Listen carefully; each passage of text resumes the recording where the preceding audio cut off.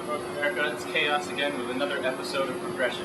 We're going to do something a little bit differently this time. We're going to try and find out the best overall way to get from here all the way down to there. But before we get into that, we got to check the safety, the integrity of all the surfaces. All these things look pretty good. It's solid concrete, it's not too dusty. That metal grate right there is pretty gnarly, but the major area of concern is down here. You'll notice that there's a drain here, which means that this has potential to be very wet.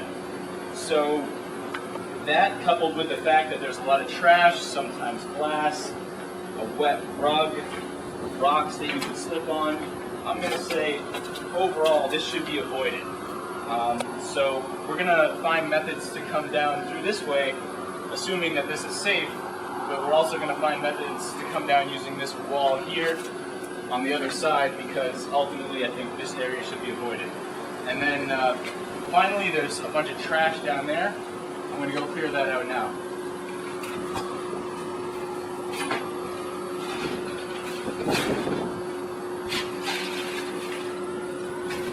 First, I'm going to approach from this door and get down to the dirty roof. The first technique that comes to mind is a turn vault.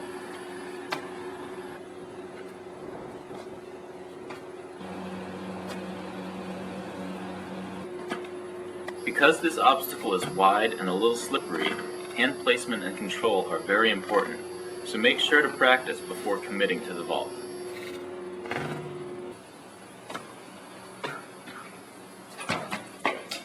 The next idea I had was vaulting across the gap and landing in a cat leap. To my surprise, this technique and the turn vault took the same amount of time. However, since the turn vault is safer and takes less energy, it's more efficient of the two. One thing I always try to look for is whether or not I can just run across the top of obstacles. So coming from that door, I'm going to see how it feels to just run up to this ledge, throw a leg up, and bound across.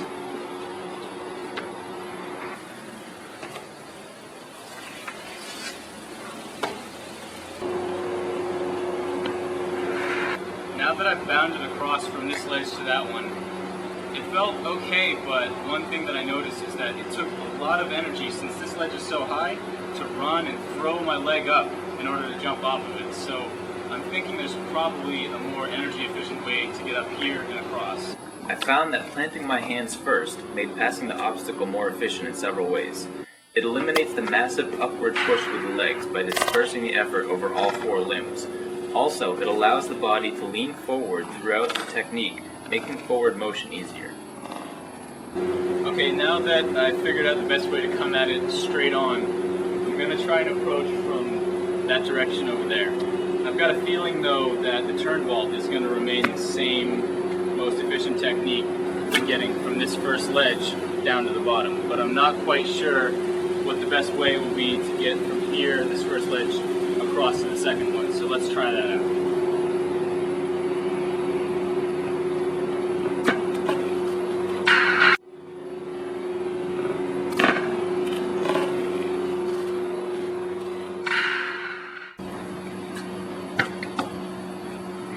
Approaching from that direction over there, when I'm getting from this first ledge to the opposite one, I approached in a run, planted my inside hand, threw my outside leg up, and then let my inside leg trail as a guide on the wall so I didn't hit my knee. I don't know if this is the most efficient way, but it felt pretty good for me. That's it for this episode of Progression. Just remember, when you're trying to find the most efficient path, there's many things to consider. Your personal ability, how well you can maintain speed, the energy it takes, and above all else, safety. Remember those things and stay safe. Peace out.